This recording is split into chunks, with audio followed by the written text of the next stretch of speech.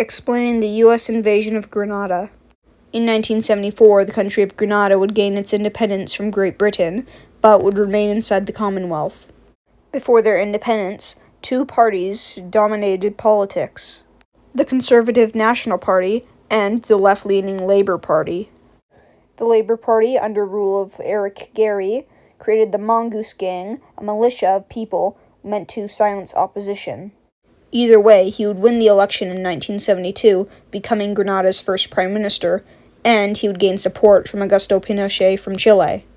However, a lawyer by the name of Maurice Bishop would start a Marxist organization known as the New Jewel Movement. Despite fusing with the National Party, they would lose the election of 1976, but because of the Mongoose Gang, people would say that the election was invalid and violence would erupt in the streets. In 1979, when Gairy was addressing the UN, Bishop and the New Jewel Movement would seize power inside of Grenada during a coup. From there, Bishop would ban all other political parties, he would crack down on opposition, and would create the People's Revolutionary Army, the biggest army in the region. Despite all of this, Bishop would still be popular within Grenada because of the fact that he improved women's rights and improved healthcare, along with the fact that he kept Grenada in the Commonwealth and, despite their disagreements, kept Paul Schoon as the Governor-General. Bishop would align Grenada with the Soviet Union and Cuba, and because of this, they would help him build a large airport on the island.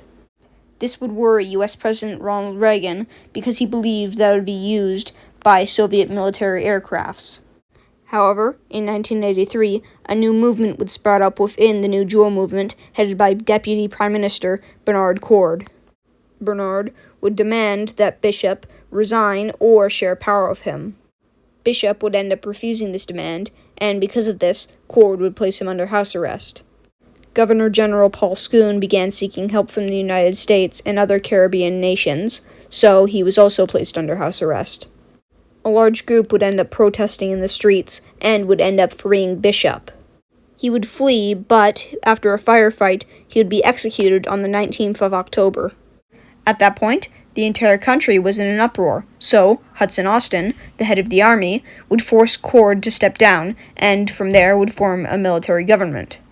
To restore order, he would start a 4-day curfew, threatening to shoot anyone who left their houses. However, Schoon's plea for help was heard by the Prime Minister of Dominica, Eugenia Charles.